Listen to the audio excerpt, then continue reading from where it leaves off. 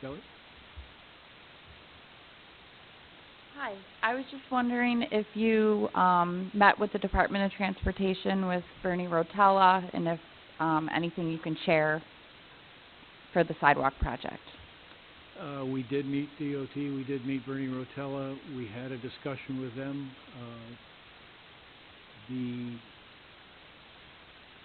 They, of course, want to proceed with the project, but it's still up to the town board. I have asked the town board to try and have a meeting so that we can discuss this and invite everybody from the area that wishes to come in and talk about it. So far, we've not been able to find a date to do that. Okay. Thank you.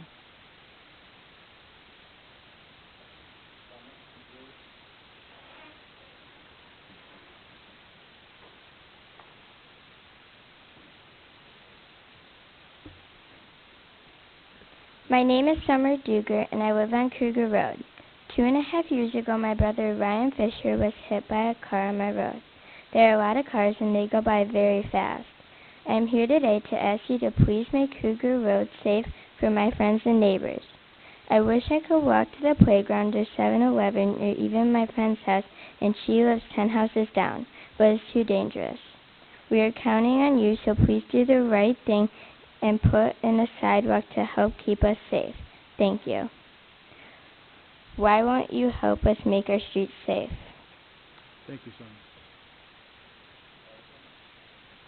Hello, my name is Allison Sullivan, and I live on Wilworth Court. And I think building a sidewalk will ensure the safety of many citizens in Wheatfield.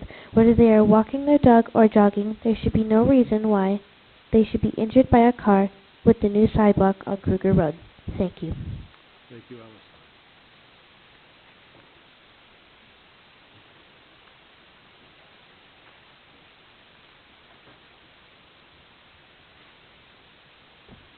I too live on Wilrose Court. I was very pleased to hear that the town board sees the importance of taking ownership of the Hull Road, as we like to call it. And I believe it's an important step towards solving the southern drainage problems, but only a first step. So I don't want that to be lost sight of. And I have a question for Mr. Sigmund. I was wondering what the camera scoping showed, or did it get accomplished?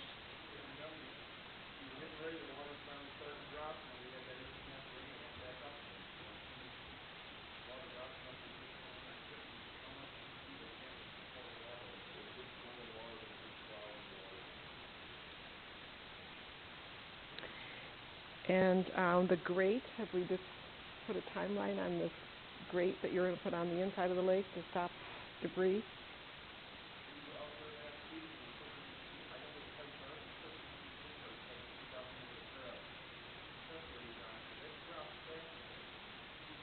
Mm-hmm.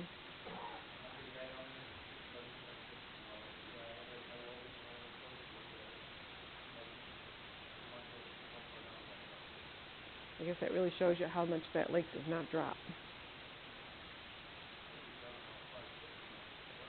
Right, but I mean, I'm surprised that it's still too high for you to get over there.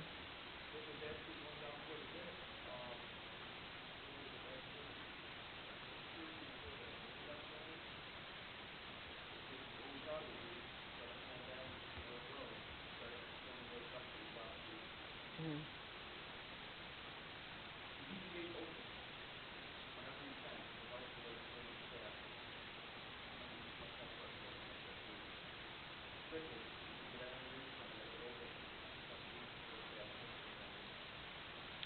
Well, I think that a mechanical, something more technical is obviously needed. And my last comment is going to be until an engineering solution to the drainage of the retention pond is found. I think that annual maintenance of the culvert pipes and the ditches is critical. And I guess I'd like to actually see some type of formal plan or some type of just some type of maintenance. I know, I realize. Mm-hmm.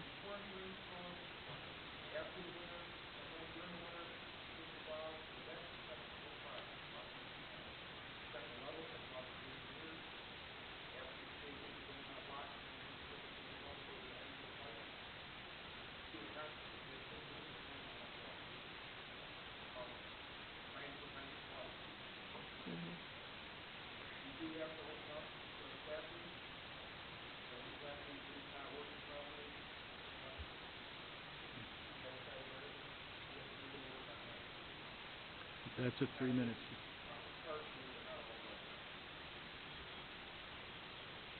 Well, like I said, I feel maintenance is critical, so Thank you, Dave. thank you.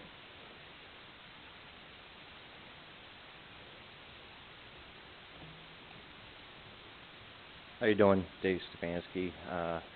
You all know I've been here before. I still have the same problem going on almost 3 years, and I've had enough. I've had enough. You four been to my property.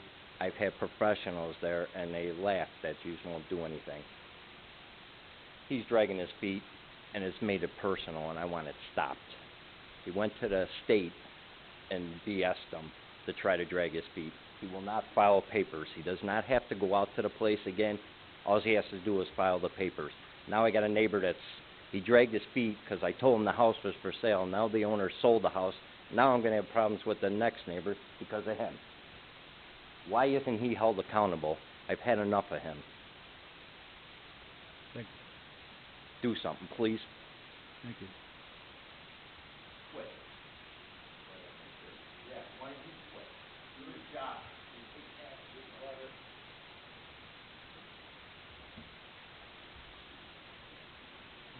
Hey there, stranger. Hello. Not much of a speaker, but as a resident of Kruger Road area, I live on DeMatteo and Larry Court. I just wanted to say I appreciate you guys are getting together to get the residents together. I was hoping to maybe get you to have the residents vote for the sidewalk. I'm a signee. I'm sympathetic with Mrs. Duger, but I'm a signee of the petition myself when it came around, and but I was hoping that you would have a vote around for the residents before the installation of the sidewalk, because we know what to prepare for. I know what happens when I try to walk on the sidewalk on Nash Road in the wintertime. There's no way the highway department can keep up with it. So as long as you consider the rest of the residents, again, let us vote on the sidewalk before it's a fact, and we have to pay taxes on it. Thank you. Sorry. Thank you, Bruce.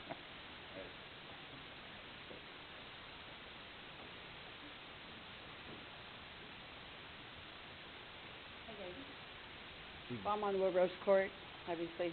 I went to the planning board meeting, and I was the one that told them that the property was not sold in deed, so for the record. And so then I talked to Mr. Cliff the next day, which was great. He was, I wanted him to make it right about the property, the flooding, and I was informed that it would be on the agenda tonight. But what we do have to consider, we can't, the town can't just buy the property and just let it sit stagnant the way it is now. Because if anybody has driven down that piece of property, has anybody driven down that piece of property? Okay. All right, so anyway, so the reason why we drive down that piece of property is when the road floods. And when the road floods, obviously potholes flood. And there's, not potholes, there's craters. You'll drop your rear end on those holes on that road. So indeed, if we're going to fix a solution, we need to fix it totally. We need to not half-ass it like we did the subdivision. So if we're going to take over that road so we can get out there safely, we need to perhaps maybe think about just widening it just perhaps a little bit and then fixing the holes as well. So that's just one of the things I'm talking about. And I know that you guys it gets all twisted about when we talk about the flood. And some of these guys have only been here a couple of years that are on the flood. We've been doing it for 16 years. So I know you guys get upset with us and stuff, but you guys have to understand our frustration. And it's been out there a long, long time. We own nice cars, and we don't want to go through mud holes and potholes and break our transmissions. And I have a car that won't go down the Hall Road, so that's just the way it is. But I do appreciate you guys entertaining. Gonna do the property. I guess that's it. Buying the Hall Road property is not going to make anything better. It just keeps it from getting worse. Keeps what from getting worse? If we lose that property and didn't have that Hall Road, it would just be worse for more people. I told you what I was going to do. I was going to buy the property and put up a toll. There you go. I was serious. So I'm glad that you guys are entertaining we it. still have work to do, and Paul and Tim and... But it's very dangerous the way it is now, because TC. it's really only one lane. Yeah. So if we have to use that at night, I mean, it's a mess back there. If you've been back there, it's a mess. People use it for a dumping station. People use it for a dog park. All the dogs go back there and poo. I live right there in that corner, and it's brutal. Okay, it's brutal. You're never going to stop that, but we need to make it safe. We need to make it safe. Kids go back there and smoke dope. People go back there. It's just, there's no lighting back. There's just, I'm not saying to put lighting back there, but I'm just saying we just need to make it safe. That's all we got to do for 2 cars to go and no holes. That's all. Okay? Thank you. Thank you.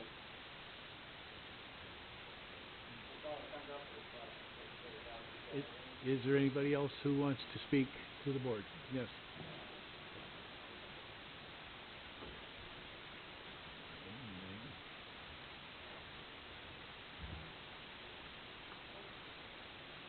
Hi, I'm Maureen Harding, and I'm an urban planner, and I work full-time for the New York State DOT during the day, and at night I'm a urban planning consultant. I have a master's degree in urban planning with a concentration in transportation planning.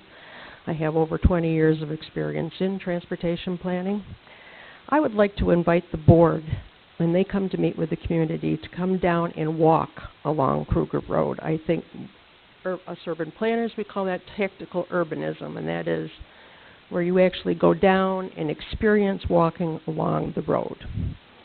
And then you can see for yourself what it's like to walk down that road, especially during peak hour, which is normally between 5 and 7 at night when people are going up and down that road.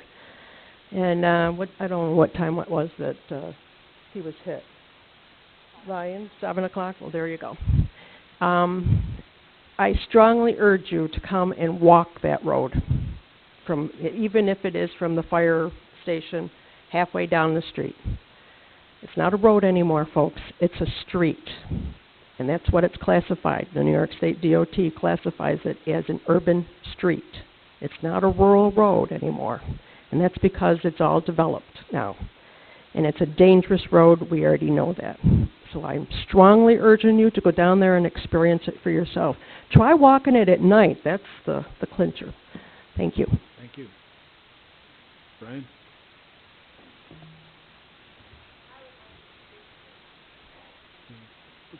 Looks like Julie signed up.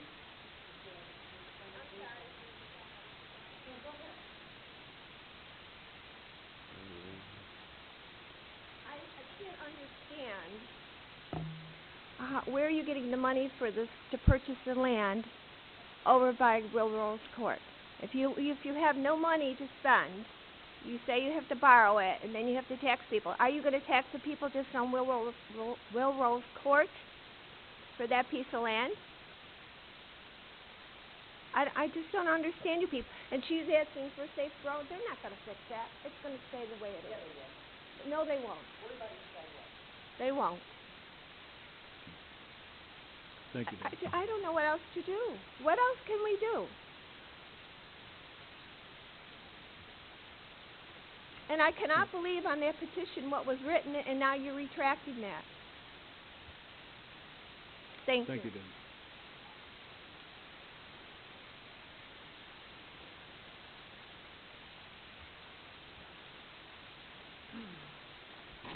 Good evening. I just wanted to ask about Quasar and where we're going to stand with Ag and Markets, the next steps. So if you could give me an overview and the response. I think we'll leave that for Matt. I think we have on our website originally sent May 19th and received, I think, May 22nd, was a 10 days. A letter from Ag and Markets decision in order with regard to indicating that in response to Millville Farms' request to spread this material on or inject it, however they want to phrase it, in the agricultural district, that our law, at least with regards to an agricultural district, the decision said was an unreasonable restriction on farming, and they are asking us what we're going to do to alleviate it. We have not responded to what to do to alleviate it, but basically their decision says that we shouldn't be restricting the use of it there. We then got a second letter about 3 or 4 days later stating that disregard the first one because the zip code was wrong. It had the town at 14011, even though it got to us in the mail somehow. And that basically was the same letter, but it said disregard the first one because they didn't think they had proper service of it to us. So, in effect, same letter a couple days later gives us another couple days to formulate our legal response. We have been talking with our outside counsel, Chip Grieco, Steve Ricca, as to a determination if we are going to, in effect, appeal that decision. That would be in the form of an Article 78 petition. Article 78 under the CPLR is a procedure where anyone or the government can sue another part of the government in New York State. And So we here's have to determine if we're going to do that filing. So, all right. The thing is that with Ag and Markets Law, you know, I think that this was in your letter. AML 350 states that a farmer has the right to farm as long as there isn't any threat to health and safety. And based on the studies that they're sharing, they're dated. We have newer material. 50 years ago, we said that there was no problem burying chemicals. How do we know in 50 years that it's not going to be health and safety? We have the McElmurray testimony. There's other case law.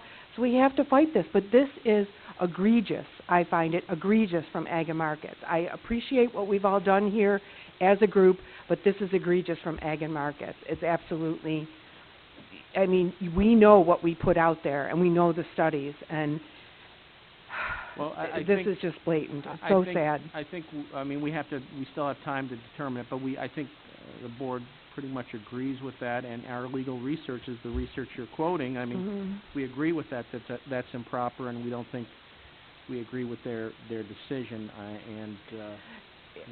Okay, there's just one last question. Other than Quasar and Ag and Markets, has there been any direct contact with the Millvilles on this? Not in several months in my part. Okay. All right. So I'll follow up with you, but it looks like you think that we should fight this.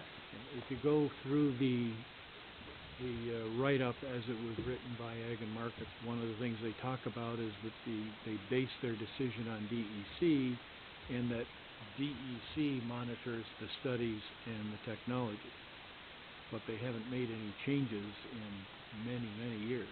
And we both know that the DEC report from 2009 had probably close to 100 data entry errors, and we shared that. And that's why it's just so disheartening. It's sad. It is just ridiculous that these things are being overlooked. The Ag and Markets just uses the DEC's position. I get the game. And they just throw that at us. So we actually have to tackle not only Ag and Markets, but we have to prove to DEC that they're in error also, in order to have a chance to win. And as you wrote in your letter, the DEC, the Department of Health, they've all had a nice string of mistakes. Look at Hoosick Falls. So, you know what? I'm in this for good water and good land. I have no money. All the people that are in this, like, for the law, are opposed to this, they're making money off of it. Quasar makes money. You know, it helps Millville a bit, but I don't know. I just urge you to keep fighting. This is for the health and safety. So in 50 years, some other board isn't up here saying, oh gosh, why'd we let this be spread? Just like sanitation. We do have outside counsel who has been recommending actions and told us what we can do. I don't know that we would be optimistic about winning at this point. It's frustrating. It is. Anybody else?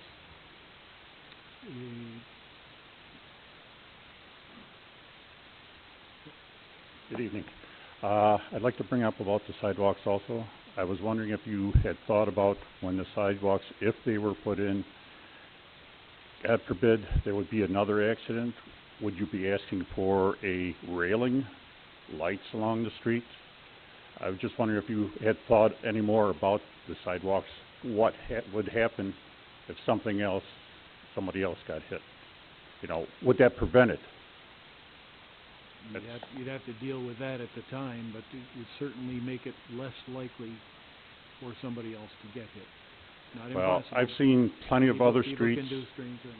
Yes, I've seen plenty of other streets in Berkholz, and people have traveled pretty good along there too, and they've had narrow streets too. And we live in I don't know, it's coming commercialized now with more houses and stuff like that, but, I don't know if all streets are gonna have to be widened then for sidewalks or what, you know, because there is a lot of traffic, and I've seen a lot of people texting, even on the boulevard. I've seen people, go up on sidewalks, you know, and stuff like that.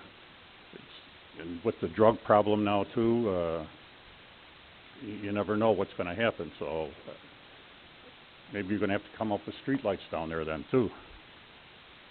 Well, there are streetlights on the road, but at intersections like everywhere. Right, at the intersections, I believe, but down if somebody's walking in the street and that, but that's something else you may have to throw in there too then. Thank you. Dave, anything from the county? Thank you. Those that didn't get to the air base this past Saturday, and all the activity and went to flying all over the place, they did a redesignation of the 914th to the 914th refueling wing. Refuelers are here to station 127. So it's a great step forward for our base to get that fueling mission. And also in March, there was a redesignation of 107. The 107's attack wing, because now they are remotely piloting the remote pilot aircraft right out of Niagara. This is all good stuff because just recently we're starting to hear vibes now out of Washington that 2018 is looking pretty good for a brass. Base goes to realignment. The president seems to be leading that way also. So continue to protect our base. Also, see on the agenda here, a motion to sign a petition to overturn Plan 2014, which is, I believe, the major reason that we're having the problems right now in Lake Ontario. This is very important. The petition will certainly help. I encourage you to sign that, as I ask everyone else. What we're attempting to do in June 27th, Congressman Collins and Catskill in Washington have set up meetings with the Army Corps of Engineers and FEMA and other agencies, because number one, we need the declaration of the federal level state of emergency. The $27.5 million loss estimate in order to have that, but I know personally that the local boathouse, which has been there, is close to $4 to $5 million alone in that particular end of the harbor. Just within Niagara County, it's probably going to be close to $20 million with the damage so far. And there's 5 other counties. June 27th, Niagara, Orleans, Monroe, Wade, and Oswego counties, which is going to Washington, to fight the state Plan 2014 to get the funding to protect and rebuild our shoreline and our homes and the losses that we have. We want the plan totally overturned, rescinded. And also, we want the commissioners of the IJC to resign, or the president to replace them. They're presidential appointments, and they have totally neglected the welfare of the people. So please, the petition is very important, and it's out there. We'll pass it on to all of the colleagues. And it's very serious. Everything on the way, they backed away from this because whole bank has been compromised. Big fight. We lost the battle after 4 years of fight. It's not over. Congratulations on that motion. Thank you. Okay, Kathy, for the record, all board members are present. Gentlemen, we do have a set of minutes, it looks like, from the May 15th, 2017 meeting. Does somebody want to move those in for approval? Okay, moved by Larry, second by Gil. Any changes, anything anybody wishes to modify? If not, all in favor signify by saying aye. Aye. Any opposed? They are approved. The vouchers, the total at this point are $502,700.12. The voucher numbers are 2017, number 803 through 937. Need somebody to move on this to pay the bills. So moved. Moved by Randy. Need a second? Second by Larry. Any bills anybody wishes to hold? All in favor signify by saying aye. Aye. Any opposed? That's approved. Departments, Paul, anything else going on? I see you've been doing some paving.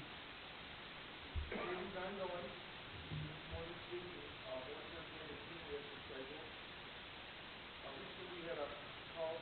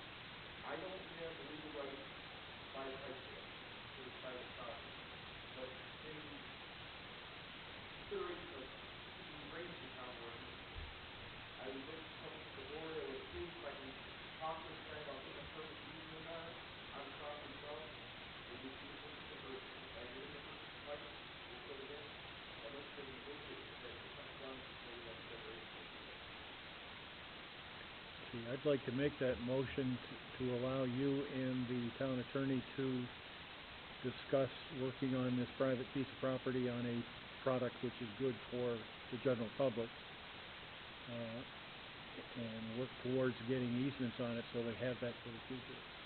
That's my motion. And approve that you can purchase the pipe and install it.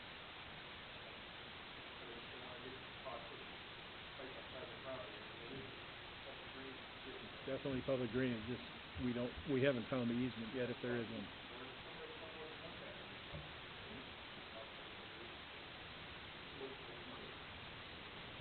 I searched for the easement, I could not find it. I looked, I found the deed for the property, I could not find an easement.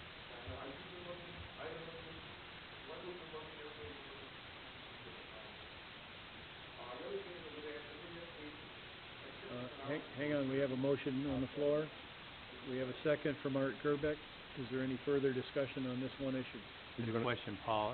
I heard, I don't know, I think when we were in the clerk's office, someone said that possibly someone backed into this pipe and maybe crushed it with a vehicle, or no?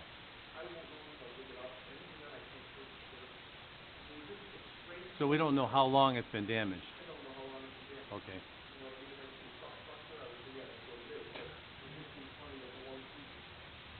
But there's no ruts in the dirt or ground? Okay.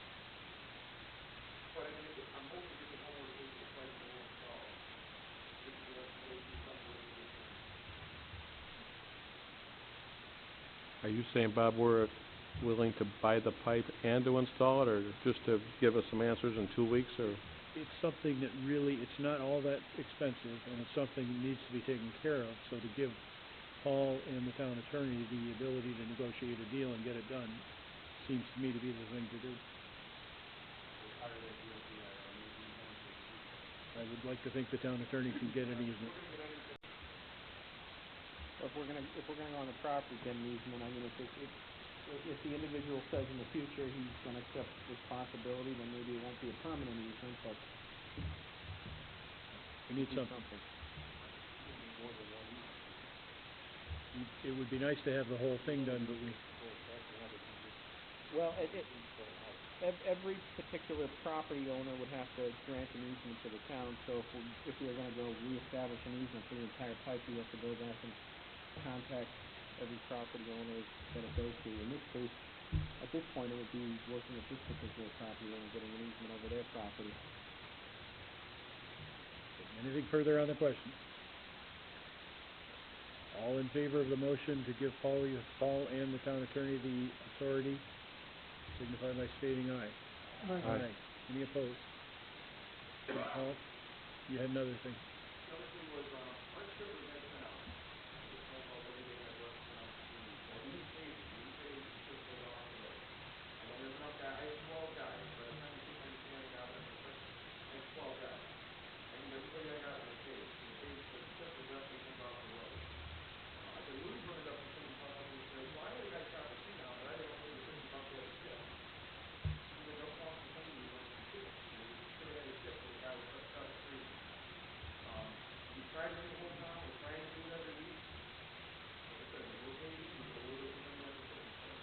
They're out today, they actually did all the power roads, the state roads and all that. They did that today, they actually put streets on the whole town for the last 2 weeks. I don't know if you want to do this or not, but I would like to do something out of Tyler's office, right here at state. This is just something you guys can think about this. Let's just buy one of their sidewalk, construction. Front street, only use 50% of the entire frontage of both sides of the street, highway and private roads. They petition the town board to approve the private road by, among other things, the construction of sidewalks. The cost of this construction shall be borne by local assessment upon the benefit assumption in proportion to the amount of benefit. Basically, if you got 100 foot of frontage, you can pay that for the sidewalk, over the sidewalk. I don't know if there's another way around it, it's just on this side of the area. Thank you, Paul. I had a question for Paul. Go ahead. I know there were some emails going around recently about shared services, but I specifically had a question about the state roads in the town, River Road in particular. The grass is getting high. I know the town used to cut it, the state used to reimburse us, but now it looks like the state, they're not as quick to cut these roads as they used to be in the past. And I don't know what this, if the highway superintendents have to call the state people to have them cut the roadways, but it's kind of dangerous pulling out of the roads with River Road being as busy. Some of these side streets, the grass is up over 3 feet now.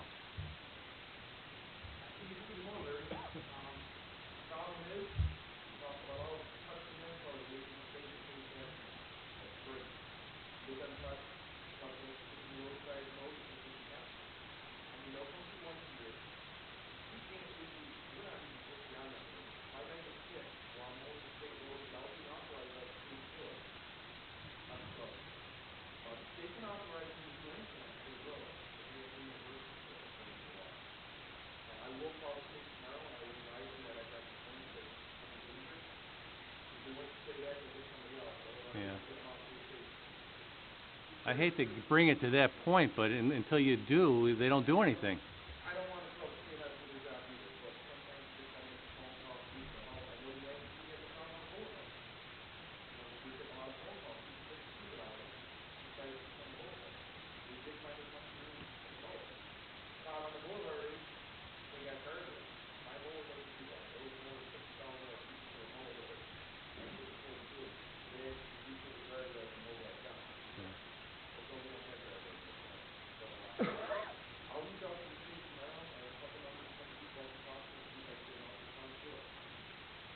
Paul, in the light of shared services, in keeping with that theme, if they don't have the time to do it and everything else, how about they loan you that equipment so that you can do it yourself? You need an operator. So would I. Make mention of it, see what he says. The shared services thing, I know we Bob talked about it, blacktop, but the pushing big thing is passing the budget out, what the town can do to share more services. I don't know what we can do. As it is now, we trade equipment, we trade men, we have a county payroll. I don't know what more, and they won't count any of that as new ideas. These are really services, as long as I've been in the highway department, we share services. I'm really afraid that some of this is the state saying, the sheriff people are working for 50 years. That's what I'm afraid of. Is talking about the highway superintendent, they said every time the state comes up with something like this, let's see what it's talking about. Another good idea. So, I mean, I'm very worried about the shared services. I sit at my desk trying to think of all the things we can do for shared services within the highway department. There really isn't much potential. Sheriff's equipment, sheriff's office, sheriff's material. Where's your paving equipment coming from now? Is that county paving equipment? We have it in our payroll. If we get to this kind of guy, if somebody from the county lets us say, damn, the building brings it down, I have a rental. We have it, priced, but we can do that. But, for most of it, we share it now. It's never been an issue, I can tell you. I don't know if it's downstate is an issue with sharing stuff. They all have to do a payment, but they won't let it go out, but. That's right. Here, it's not an issue. When you know Trails and Roads, I have 15 dump trucks on that thing. I only have my opinion, but the other thing is something, a bunch of other towns in the town. You just know that road for 2.5 hours. So, I think what we have is working, I don't know what they want to try to do more. Paul, I have a question for you. Back to Will Rose Court. You're waiting for the water to go down to get a camera through there. Is there a way to get a jet through there?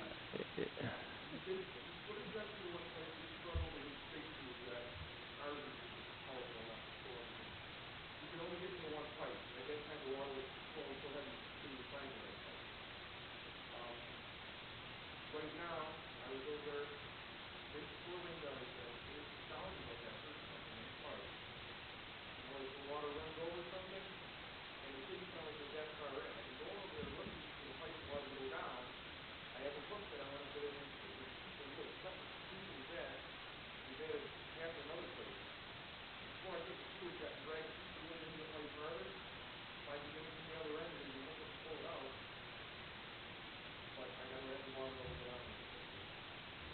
Okay. And one other thing. Now, I'm not sure if you can answer this or our attorney. With sidewalks, the state DOT puts sidewalks in, they wash their hands, they don't plow. Sometimes it's the town that plows them, sometimes it's the individual that plows them. Maple Road, I know, is a Erie County road. The town of Amherst plows that road. Where is the line defined as to who plows the road? On state roads, county roads, or town roads? Sometimes it's a municipality, sometimes it's an individual. It's the municipality's decision.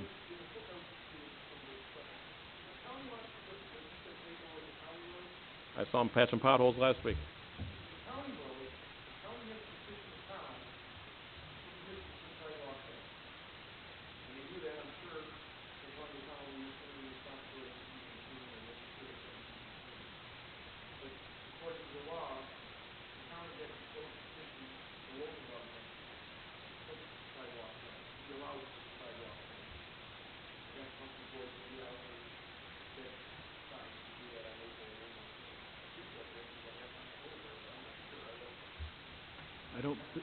I don't think we ever got a vote to approve the sidewalks on the boulevard or Williams Road.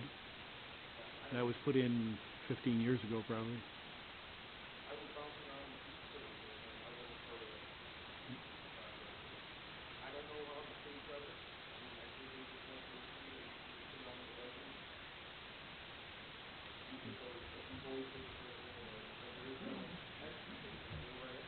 Yeah, I know like 15 years ago, up in town of Amherst, by Babsco Collision, there was somebody killed, and it was a big deal.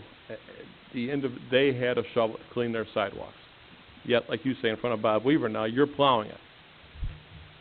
Somebody owns that property. Should they be plowing it, or are we plowing it? And ultimately, this is going to end up on Kruger Road. Who's going to take care of that sidewalk? This is a big circle going back to the same spot.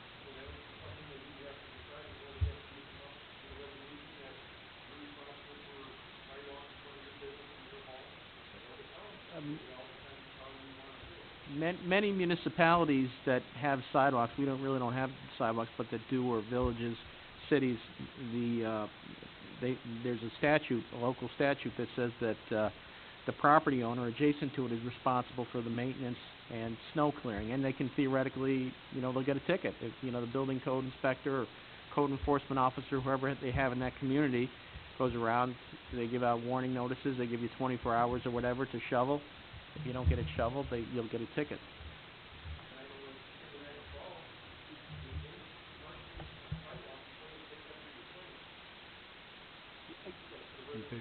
Yeah, generally, many of those in the future years when it requires maintenance or it's cracked or it becomes uneven or hazardous, the responsibility is on the property owner to replace that sidewalk after it's been installed in the future. Maintain, keep snow, ice off of it, and to repair it in the future.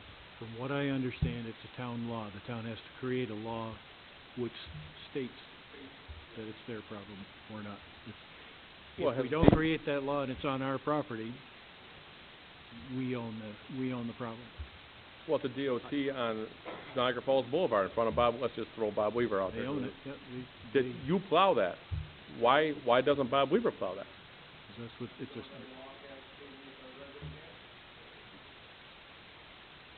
Yeah, the state just passes it off to the town and says it's your problem. But it's not even our property. You just said you can't cut grass on somebody's property. How can you go on somebody on DOT and plow their snow? Exactly. Yeah, they have their rules that say this is how we're going to build a road. And oh, by the way, when we put a sidewalk on it, you're going to take care of it. Okay, then how come, you don't know what I was going to say, up by Babsco that time, the individuals fell shovel it.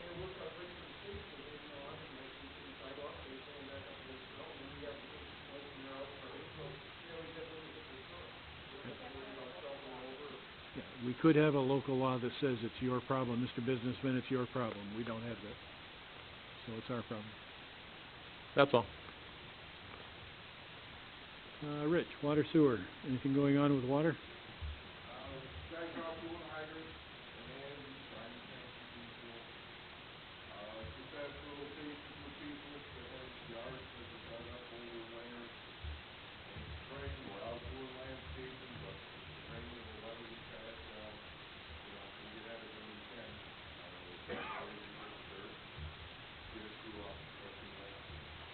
Looks like the pump on Jago Road is 100% done now.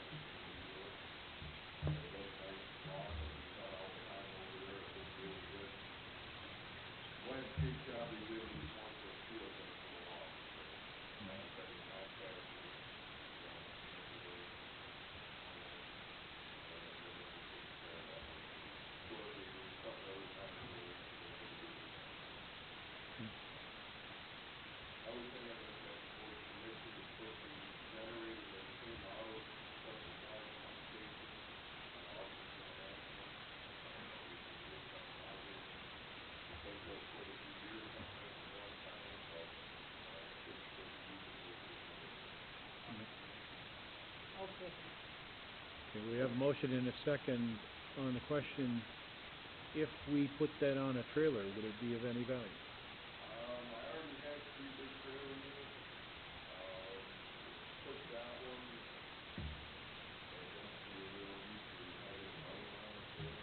Is it a ridiculously loud one?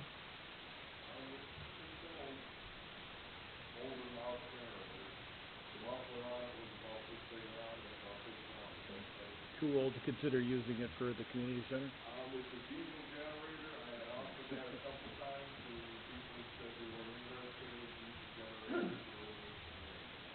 Okay. Anybody else on the question?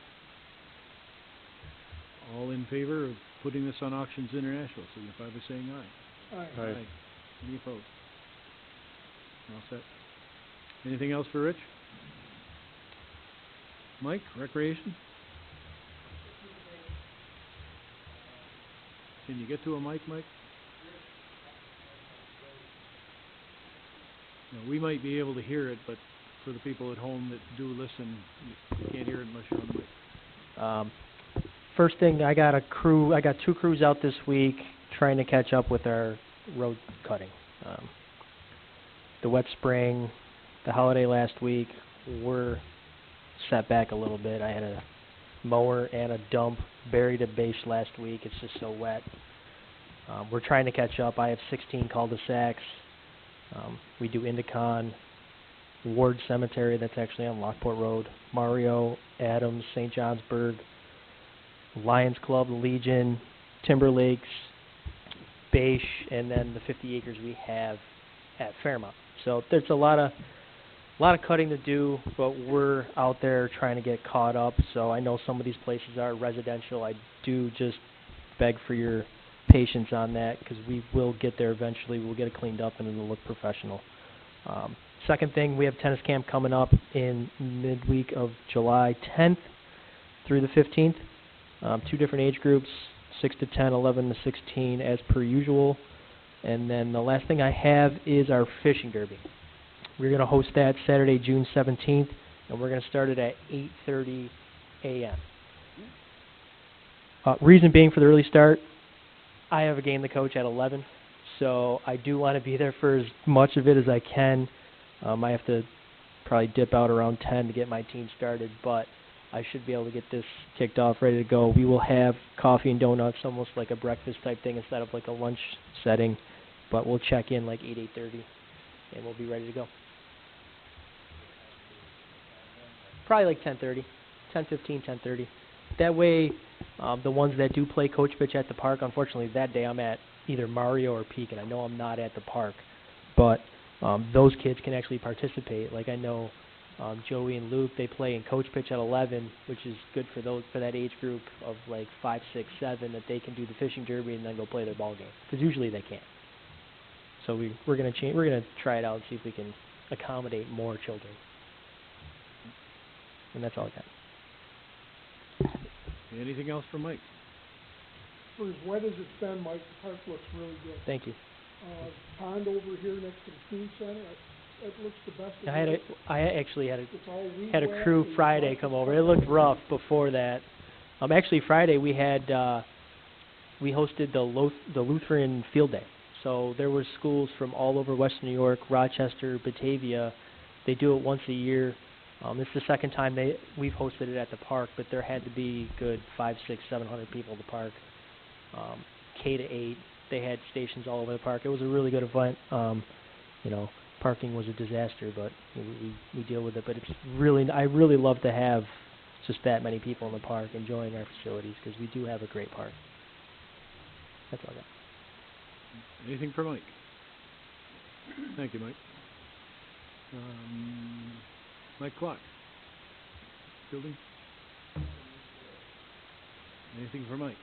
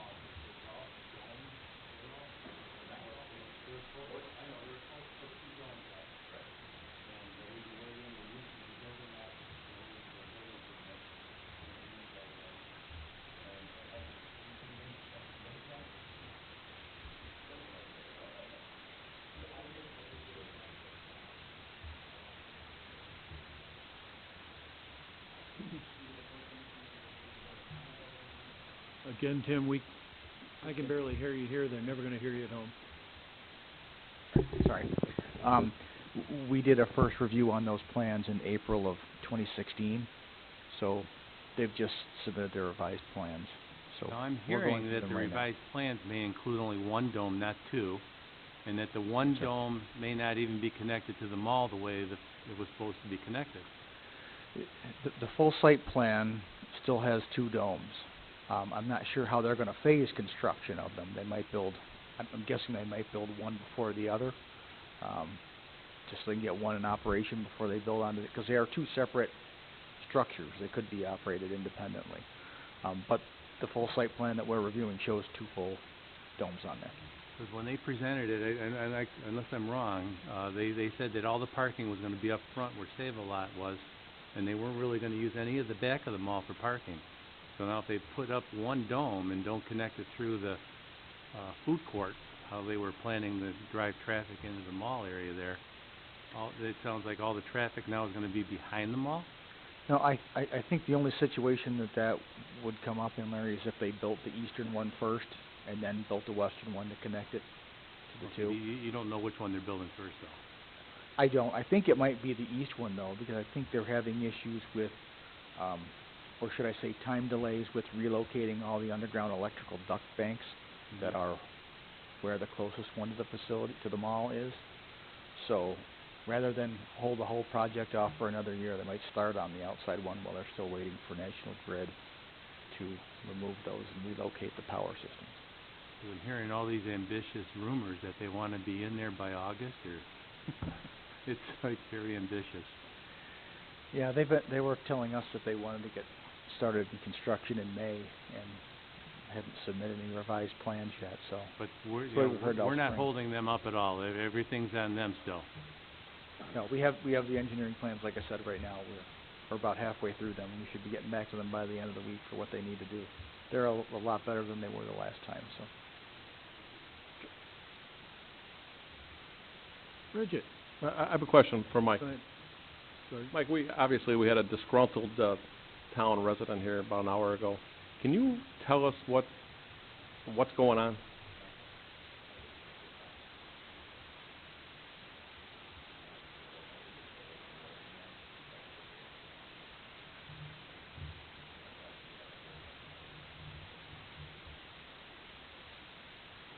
Bridget? Nothing exciting with the assessor's department? Arlene?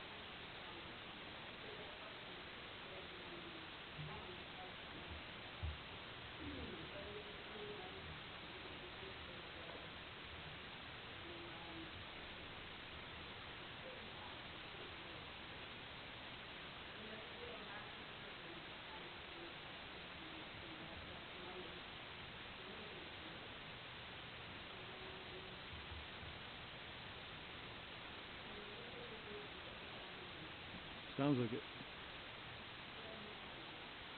Okay, thank you. Tim, have you got anything left in you?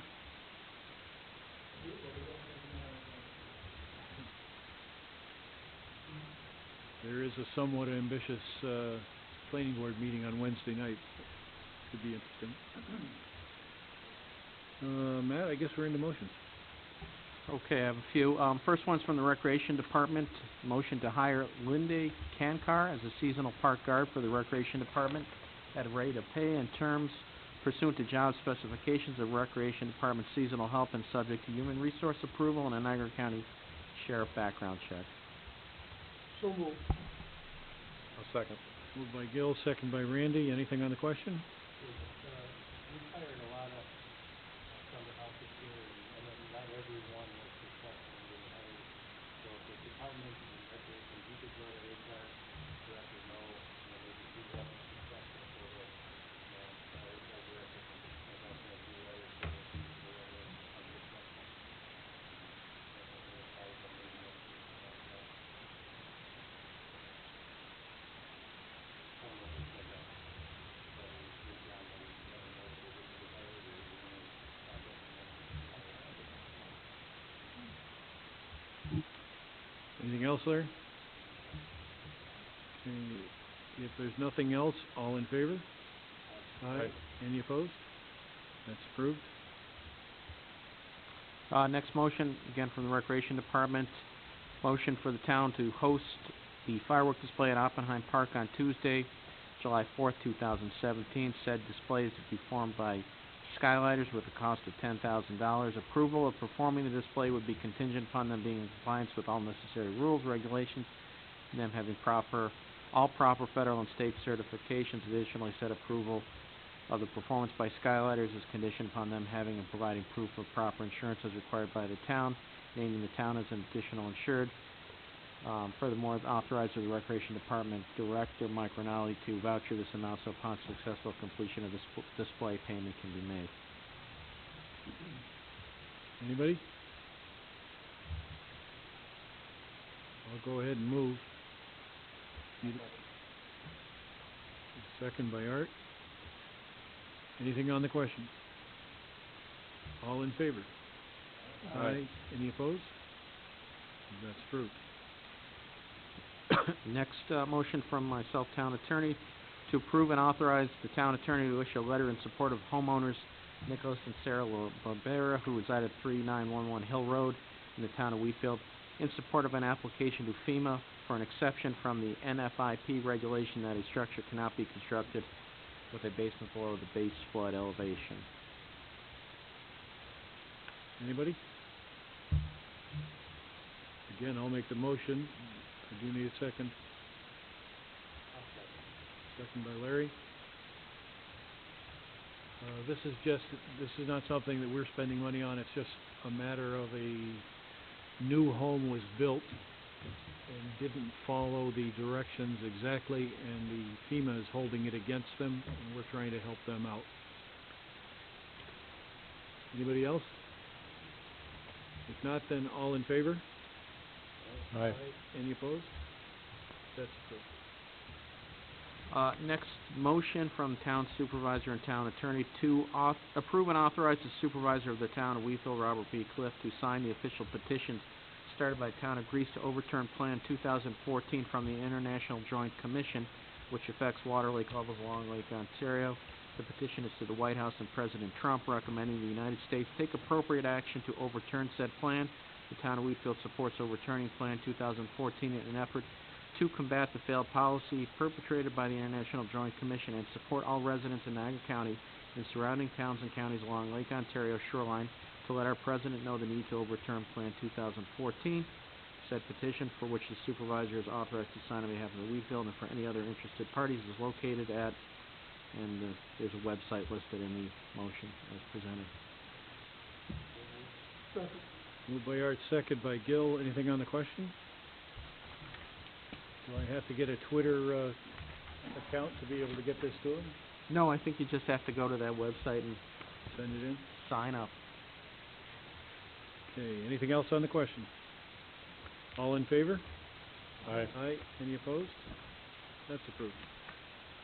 Motion, again, from town supervisor and town attorney to approve and authorize the town supervisor, Robert B. Cliff, and the town attorney to enter into negotiations thereafter to contract to purchase the parcel between Ward Road and Will Rose Court, commonly known as the Hall Road parcel, if a mutually agreeable price can be agreed on, in order to adequately maintain the town's drainage easement across said parcel and to allow the town to continue to maintain the Hall Road for secondary access to Will Rose Court as necessary. Second. Moved by Art, second by Randy. Anything on the question?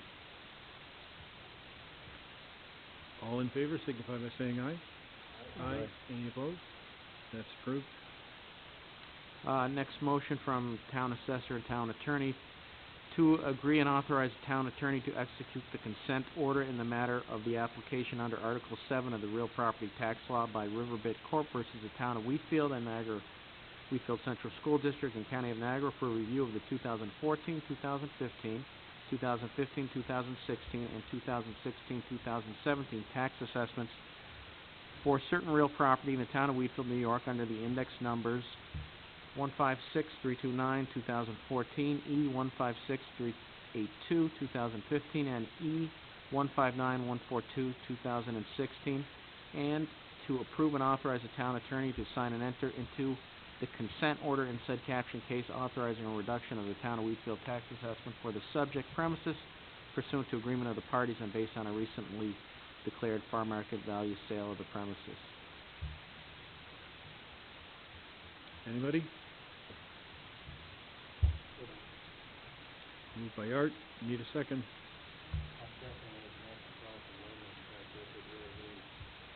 This, I figured you might ask.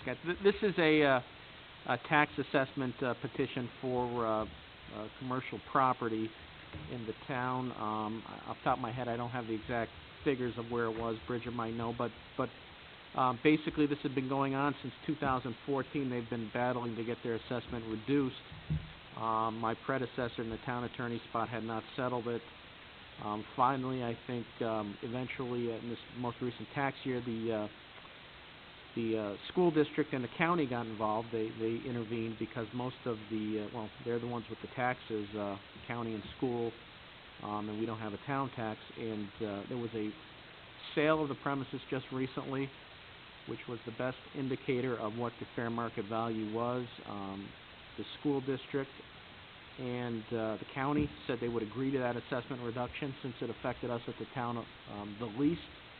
Based on my conversations and discussing with the assessor, we determined we didn't have an overwhelming objection to oppose it since the main taxing entities were allowing the reduction. So, and there was this fair market sale, which would be very hard to defeat in court unless we could somehow prove it was fraudulent, and we didn't have any proof to that effect. So we are recommending consent for us to sign that order as to the reassessment. Now, is this building that's in front of the Demler cider mill, or does it include both of the Demler buildings too? The old Demler. And they're not being used for anything, the buildings in the back? There may be some storage, I think we figured, going on perhaps inside. Anybody? All in favor of approving? Aye. Any opposed? That's approved. All right, and that is all I have for motions. Okay, we'll do board member items, starting with Councilman Hellwig.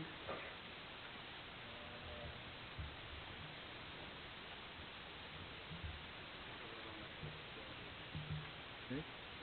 Councilman Doucette. Nothing. Councilman Gerbeck. Just a quick announcement. Veterans Group Meets this Thursday night at 7 o'clock over at the Community Center. The comprehensive planning group with multiple focus groups. We have probably about 12 different focus groups. If y'all like to get involved in something here in the town and have some say-so, we have a number of organizations within this comprehensive planning group. That meeting is on the 22nd. It starts at 6:30, usually runs till about 8:30 at night. That's it? That's it. Thank you. Councilman Redslot. I have nothing. Sorry guys, I got a few things. You won't believe it, but I got a letter from DOT telling us that there's no apparent reason for driving at a reduced speed on Shawnee Road. So Shawnee Road will not be coming down. They actually made the comment in there that lowered speed limits results in making the road less safe. Anybody's welcome to have a copy of it if they wish. There's a bridge closed in Burkholtz. I understand, Paul, that it's a county bridge, it's not a town bridge. They did send us a letter from the county stating that they don't know if they're going to repair it and when they're going to repair it. What I called and I talked to the gentleman over there who's responsible. Can't remember his name, sorry. No, the other Dean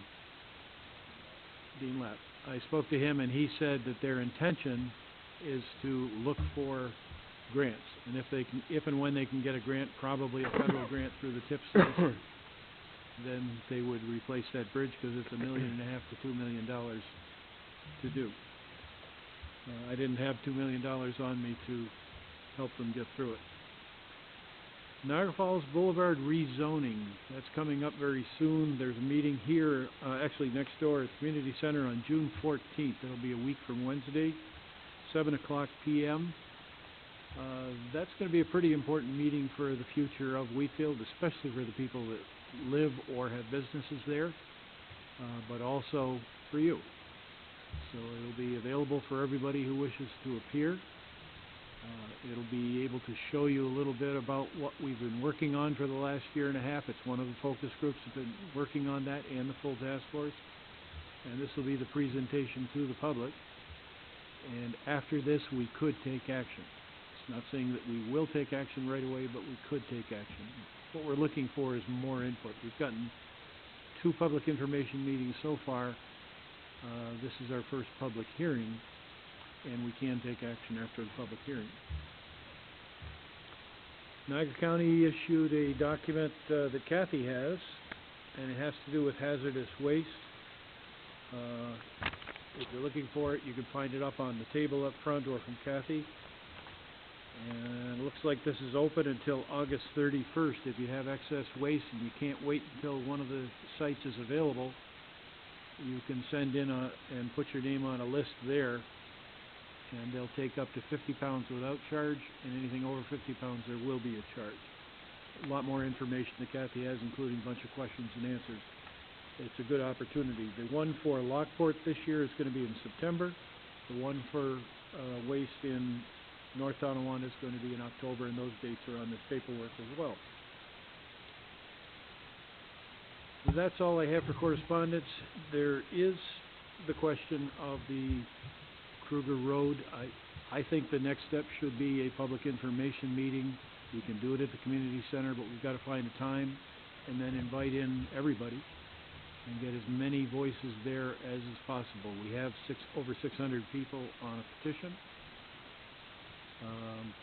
but we need to hear from everyone. Most of the people who have been speaking to us have been rather vocal on one side or the other, but it has been a very small group so far. So gentlemen, I don't know when we can get together, but if anybody has any ideas, please speak up. I'd like to add on to that. It's in the paper all the time, it's being talked about all the time, and we're not using the current price of what it's gonna cost the residents. It's gonna be a big burden, on the residents, so they might as well know what the current cost is. Wendell Engineering took a look at the cost. The cost was estimated in October of 2015 for $945,000. That's where we're getting the $174,000 or whatever we're using right now. The letter that just come the beginning of May here from Wendell Engineering took a current look at it in case we have to even think about bonding it. And they're saying if it goes in the spring or summer of 2018, $1,100,000. Then how they figured it says here is 3% per year. Everything goes, prices escalate. And the difference in that would be $350,000 is what it would be to the residents.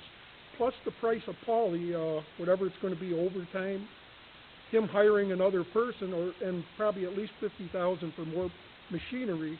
I think if we are going to have this hearing, the residents need to know it's $500,000. You got a copy of the letter too, Don. Yep. We have to stop saying $170,000.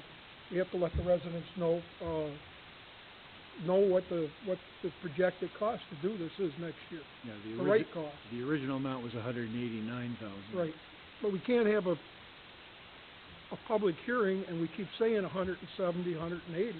We need to say the right number. So you'll have your chance to speak in public input in a few minutes. That's what I got to say about the public hearing. The residents need to know what it's going to cost them. Okay, sorry, put my stuff away already. I will be asking for an executive session at the end of the meeting again for a purpose of litigation. Before we get to that, we do have a meeting on the 14th we just mentioned. We have another board meeting on June 19th. At that meeting, we do have a public hearing at 7:15. This having to do with a request from the focus group, the Green Space Focus Group, to adjust our base map plan for new subdivisions, and our regular meeting at 7:30. So we are back into public input. If anybody wishes to speak, please come to the mic. Did you want to schedule for public for the sidewalk? If we're ready, we can do that. I don't know if we're ready. Hi, it's me again, Maureen Harding. I just wanted to comment on the Shawnee Road DOT study and to make sure that the public also understands that in that study, even though they aren't going to reduce the speed limit, they have done traffic calming on Shawnee Road already. They have implemented rumble strips, and they're also going to do a study on the closed drainage along that road. And that is a result of me pointing out the Totoro case that I pointed out to the board about 2 months ago, in that you have to do a study to basically prove that you don't need a sidewalk if you go ahead and decide that you're not going to go with the sidewalk, because you've already had constructive notice that the roadway is a hazard. Second, again, if you have a public workshop maybe and go down and walk the road, again, I strongly urge you to do that. Also, in terms of the costs that Wendell has given you in the terms of when the grant was applied for, that was November 2016, and they had already, in that estimate, had their plus or minus contingency costs of 3 to 5% in those estimates. That's a normal procedure in engineering estimates, is to do that. So you have, from the point of getting this award, 5 years to come up with that $200,000 or $356, whatever the 3% increase is.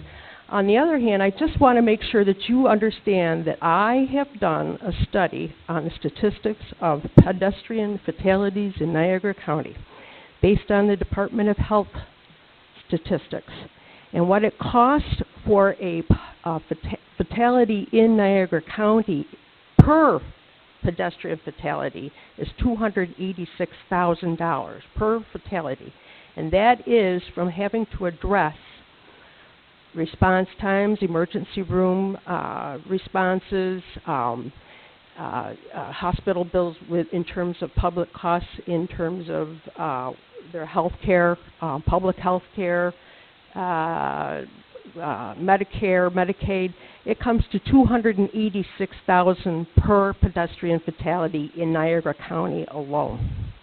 Those are what I have figured out, and I'll give you the paperwork for that too. So we're talking about $356,000 to put in a sidewalk alongside of Kruger Road, with the possibility that there may not be ever another fatality on Kruger Road, or an injury, which is a few $1,000s less than $286,000. But still, those are the public costs that we pay as public taxpayers that are hidden in every fatality that happens along a roadway. Now we're talking about balancing the interests of people who want to pay taxes, or do you want to pay liability insurance and go beyond that cap for every pedestrian fatality that happens in the town? It's really a serious question that needs to be addressed, is the safety issue on that street. Not whether or not you're going to have higher income taxes of $28, but we're talking about lives here, fellas. Lives, human lives. Thank you. Thank you. Anybody else? Debbie? Is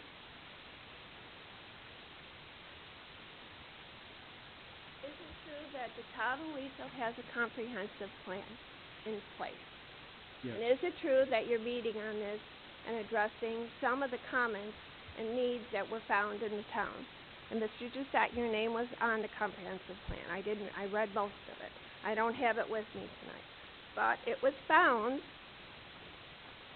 recommendations where sidewalks or walkways should connect major public facilities and residential areas and subdivisions. Why do you have a comprehensive plan in place and then you're not doing anything with it? I don't understand. Why have this big, huge document? It took me like over an hour to read it on the website. People don't even know about it. Julie told me about it. I didn't even know about it. And it's in place. You signed it. Why would you put information in here that's not going to go forward? And you just shake your heads. What is it? What's that telling me? Now, one comment. Still has to be looked at job by job, project by project. And over and over, our street is unique. 11 feeder streets, 2 commercial industries. We have the fire hall.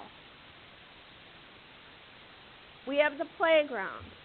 There's no other street. If you can tell me one other street that has what we have, I will agree to say we don't need a sidewalk. There's no other street that's like our street. All the school buses go down there. Niagara Road is county. I went and measured. They have shoulders, and then Niagara Road also has a bit of sidewalks. I used it. Right. I lived in Brookfield, so I know about it. But I went and measured all the shoulders, and you told me they don't count because they're county or state. What about Stieg Road from the Park Derrick Road School? Do they have 2 commercial? Do they have 11 feeding streets? Do they have a playground? They have a playground. I brought up about your beautiful playgrounds. You can't get to them. And you have, where your little stand is, you have a sidewalk and shoulders. And it's still dangerous. And you don't care because you already have your shoulders and you already have your sidewalk, so people can come over and park there to buy your products. So you don't care about our little road. Mm-hmm. Over 1,000 cars go on that road a day. Over 1,000. And 800, and some of them were speeding. Some were up to 70 miles an hour. Thank you, Debbie. Yes, sir. Good evening, council members. My name is Ezra Scott, Jr. I reside in Niagara Falls, New York. I'm also a council member in Niagara Falls, New York. I work for Roswell Park Cancer Institute, and that's why I'm standing here today. I just wanted to present some legislation that we had put through in Niagara Falls, New York. It was tobacco-free outdoors. I am an employee at Roswell Park Cancer Institute, so I work in the health behavior department, and tobacco cessation is an initiative of mine. Tobacco-free outdoors is legislation that we pushed through in Niagara Falls, and I wanted to at least present this to you council members and also the supervisor, if this would be an interest of yours. And I would love to come in sometime with one of my colleagues and sit down with each of you council members who do have an interest in this. And I just wanted to just share some of the benefits of tobacco-free outdoors. It has some, number one, environmental reasons. The trash. Cigarette butts are a leading source of pollution. The chemicals, toxins in cigarettes. You also have the cellulose acetate, which is never biodegrades. So they stay. They never go away. Never disappear. The toxic from cigarette butts and cigarettes. They're very dangerous to birds, fish, wildlife, pets, and also, number one, our youth in your area. And also the fire danger. Simply having a tobacco-free outdoors policy will help keep your parks clean, healthy, safe, and enjoyable for your residents and your constituents. In Niagara County, Niagara Falls has a tobacco-free outdoors policy. The town of Lewiston, town of North Collins, town of Niagara, town of Royalton, and also the village of Wilson. I've also been working with cities such as Buffalo, who just recently passed the tobacco-free outdoors policy for its parks. And again, a recent study shows that secondhand smoke outdoors can reach concentration levels found in indoors areas that do permit smoking. So I just wanted to reach out, at least to present this as some legislation that I would love to sit down with me and my colleague and also see if we can make this something that is a policy here in Niagara Wheatfield, if it isn't already. And that's all I wanted to do. And if there's somebody I can leave my contact information here with, I would love to. That would be me, probably, Ezra. Welcome to Wheatfield, by the way. Yes, sir. We have been approached several times, probably every single year, by a group out of Buffalo looking to have our parks free, our parks and our grounds free of smoke. So far, it's never found a sponsor amongst us. If you'd like to leave me a copy of the legislation that you either did or you're recommending, we can bring it up again in the future. Yes, sir. I appreciate that. So I don't have a business card right now, but I can definitely write my information down for you. And it could be that, or you can send it in right on the supervisor at wheatfield.newyork.us. Right by the website, you could send it in. I sure will. Thank you very much. Ezra Scott. Have a good one. Yes, behind you.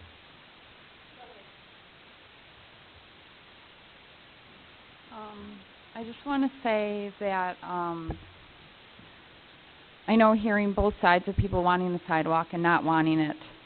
I just want to look upon this opportunity to be given almost $800,000 to possibly save someone else's life. I like to think of it as an opportunity. My son's passing wasn't for nothing. Because of this, we can help someone. We can save somebody else's child, somebody's father. Even if it's somebody's dog, you know, we can save another life, and we have a really, really, really great opportunity. If we had to pick up on taxes, $28, or even it went up to $50. I mean, people spend that when they go out to dinner for a night. I mean, how come that's okay, and people are concerned? I don't want to put that towards the sidewalk that could save somebody else. I just want people to take that into consideration. This is a really great opportunity, and I would like it to be in memory of Ryan. Hopefully, his passing can save somebody else. Thank you. Thank you. Yes. Can you come to the mic?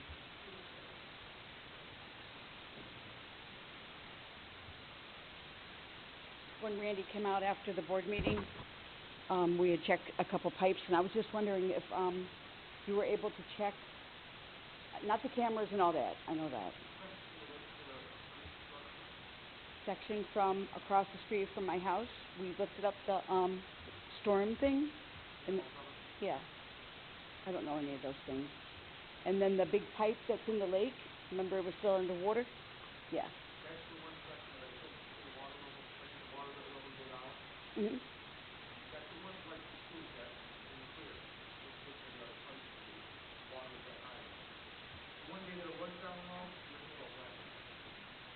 Okay, but when we picked up that sewer thing, I threw a little leak down there and it didn't do anything. So do you think that's stuck, like from there to the, to where my house is, where you open that big thing?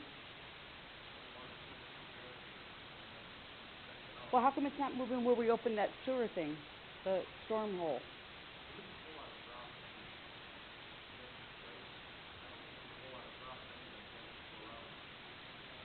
That should move?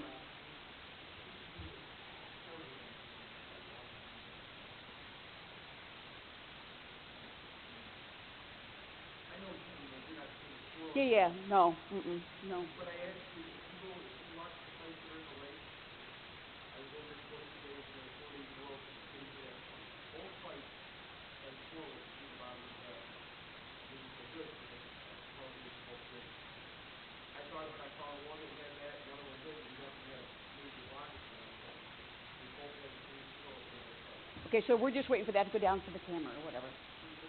Okay, okay. And I just want to mention about the sidewalk, because I never saw the petition, and I live over there, so it's, I guess, the money is, what houses are going to pay for it? Over, is Wilbur's Court part of the? If we proceed, those are all questions that have to be addressed by the board. Okay, so I just want to say something. It was a horrible, horrible, horrible tragedy, and not once are we talking about the person texting and driving, because I am a victim of texting and driving myself. I got my neck broken in a car accident.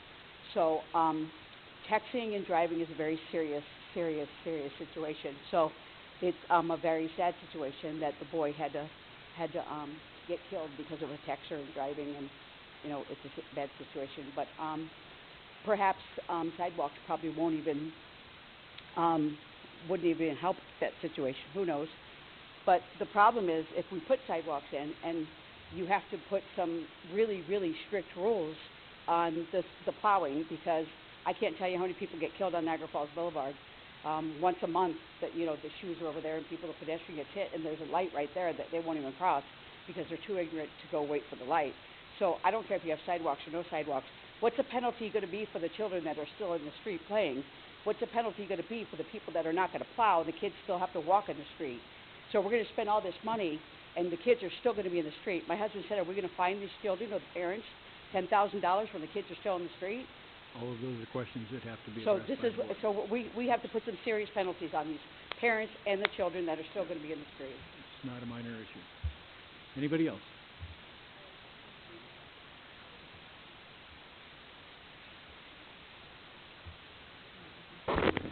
Regarding the mall, if we're still calling it a mall, I know that they got IDA money. I think that, you know, I know we have representation on the IDA. I think that we need to say, if they're going to give IDA money in Wheatfield, we need to stipulate that they have to do things in a certain amount of time. They got this abatement. They, you know, are basically not paying taxes, if I read the information correctly on the IDA website. And the project isn't moving forward. So it's a lose-lose. We're losing the revenue, and we don't even have anything new to do. And I understand there were complications. It was the snow. They couldn't make the tents then, and this and that. I think it's something that we need to really hold our ground on, again, because I think it's a lose-lose. The second thing is back to biosolids. The biosolid problem isn't going to go away unless the biosolids go away. And the sewers fill up. Everybody here has a toilet, so we're going to keep having more biosolids. There's a company, and I understand that you're on the board of the Niagara County Sewer District, Mr. Cliff, or Supervisor Cliff, sorry about that. There's a company, the name of it is Core, and it's pyrolysis. They pay for the capital equipment, and because they generate enough power, it would be the same price as a town would pay. So the city of Lockport right now is looking at trying to upgrade, so is the city of North Tonawanda. And Monica and I have discussed this, and we've kind of been, what do we do? We'd like to know, and we'd like you to facilitate it for us so that we could come to the board meeting for the sewer district and present this technology. We don't represent the company, but we want to make sure that you're aware of this, because it could be something talking about shared services for the entire county. And the reason that they can put this up without having to pay for infrastructure, they've done it in Denver and in Colorado, or and in LA, is because of the power it produces. And what we have to do is we would pay the same amount as if we had to haul it to a landfill. So there isn't any outlay in terms of a capital expense, and that saves us money. But then at the end, the finished product is ash, and it can be either used in concrete. It's not spread, and it can be actually separated. It's high-intensity gas, high-intensity steam gasification and pyrolysis. So it's something that we need to move this area forward, or this whole thing is going to circle the drain, no pun intended. So can I email you? Can you help facilitate that? You can certainly email me, and I'll probably have the engineers take a look at it before we would want to. Well, we have a video. We'd like to present instead of like, we've sent this off, and then, we just like 5 minutes at the beginning. Understood, but I'd still like to present it to, in that case, it's GHD at the sewer district. By the way, the sewer district it covers portions of 6 towns. All of Wheatfield, all of Pendleton, and portions of 4 other towns. It's not the entire county. Probably half the county is not sewer. Right, but we need to solve the problem, and this is a forward-looking idea, and I think we need to. If you want to email it to me, that would be a great place to start. Do you promise it'll get attention? Because I just don't want to email and not have it go anywhere. I know you've been very good. It's something that would take a while, but certainly anybody on that board is going to want to know what the engineers think. Thank you. Anybody else? Yes, Arlene.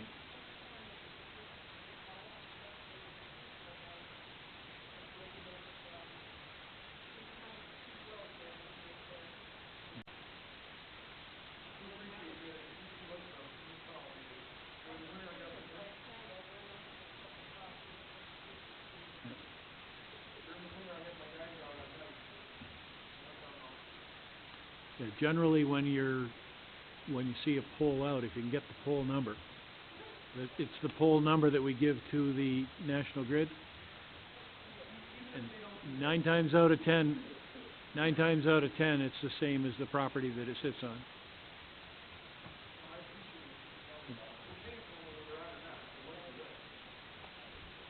Kathy? Just a reminder, June 15th is our Veterans Day, Agency Day, so any veteran that is interested in getting information to see if there's any benefits that are available to them, contact our office at the clerk's office. They'll be there from 9 to 12 on June 15th.